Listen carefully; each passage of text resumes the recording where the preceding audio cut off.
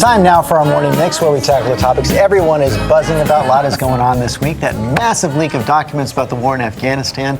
Chelsea Clinton's big day. Also here to talk about it all, Cokie Roberts, our friend Cokie Roberts, and actress, singer, and activist Cybill Shepherd. You're guest starring in Drop Dead Diva. Yes, Sunday. August 1st. I play the Queen of Mean. How much fun. It was really great to be mean. And I don't want to give away the end, but I don't want to say I end up with a heart of gold, but maybe I do. Well, right, a little bit of a teaser. We'll talk about that more in our next half hour as well. But let's start with this Wikipedia. This is huge, 92,000 documents. And Cokie, some are already comparing it, and I'm not sure this holds, but to the Pentagon Papers back in Vietnam. Well, it holds in the sense that it's certainly going to consolidate opposition to the war. And as you well know, George, the president's got enough problems right now.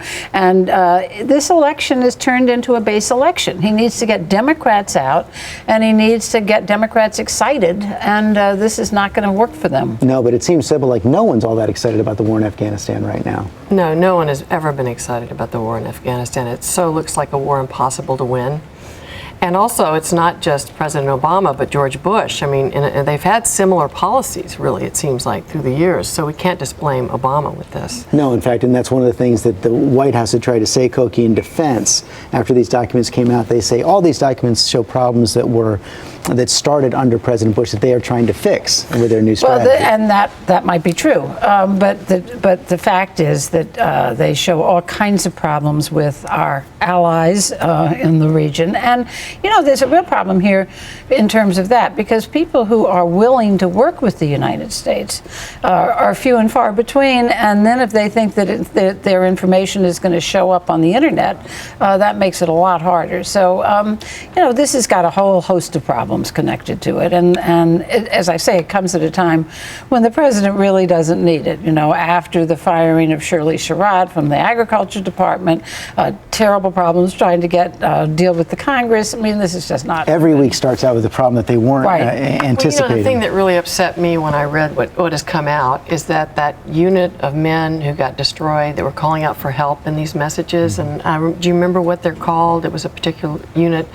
and they got wiped out. They kept asking for support, and it just never wasn't came. There. They were so in such a remote and their area. supplies were cut off because they were low roads and the enemy could attack. That broke my heart. I really had to stop reading. That was, and we ended up pulling out of that area. I think something a lot of people would love a document dump on is this Chelsea Clinton wedding coming up on Saturday. The details are few and far between. And Cokie, I was struck.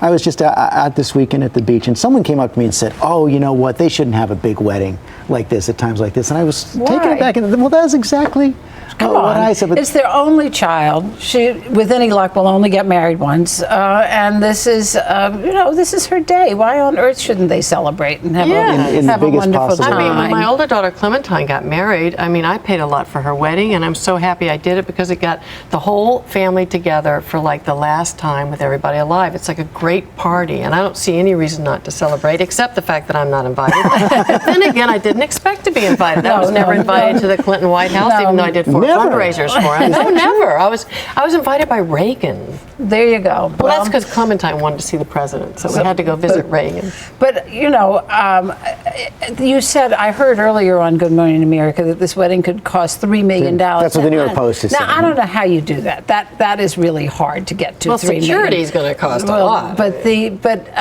you know, I had 1,500 people at my wedding, but it didn't cost $3 million. I can assure you.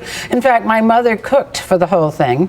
And, I don't think Hillary's got time to cook 700 hams. Well, you know, I don't know. My mother was busy too, I'll assure you. But what did she cook? She cooked hams and turkeys, but also shrimp Creole. I mean, yes, but where are you from originally? New Orleans, and I'm from Memphis. I know that. So just up the river, right? But your answer to the guest list was just to expand it.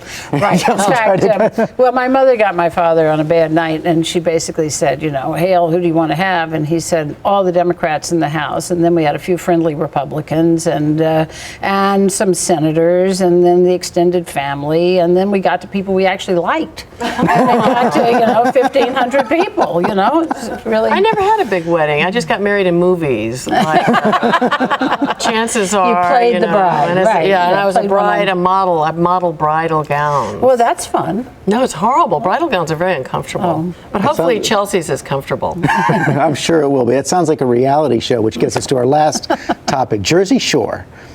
Huge hit. And I confess I have not seen it, but the governor of New Jersey actually has seen it. And Jake Tapper asked him this week whether it was good for his state or bad. MTV's Jersey Shore. Positive for New Jersey or negative? Negative for New Jersey. I mean, because what it does is takes a bunch of New Yorkers, who most of the people on Jersey Shore are New Yorkers, takes a bunch of New Yorkers, drops them at the Jersey Shore, and tries to make America feel like this is New Jersey. Poor Snookie. It's blasted by the governor. I just looked at her picture and I thought she looked like the goddess. I mean, with her Zoftic figure. I've never seen this show because I don't like to watch humiliation, and I've turned down 25 reality shows of my own. But how could it be bad for the? How could it be bad for the state? I mean, so they're from New York. Well, first of all, they're probably not from New York. My husband's from New Jersey, and he always went down the shore. Yeah. And but you went to everybody from your town went to a certain block at a certain place on the beach, so you saw all the same people you saw during the week. And Snookie is not unrepresentative. No, I guess not, but even her father couldn't come up with, he was asked in the New York Times, well, what is your town? He said, I don't know. What do you think it is? That is all we have time for today, Cokie, Cybill. Thanks very much. Thank you so much.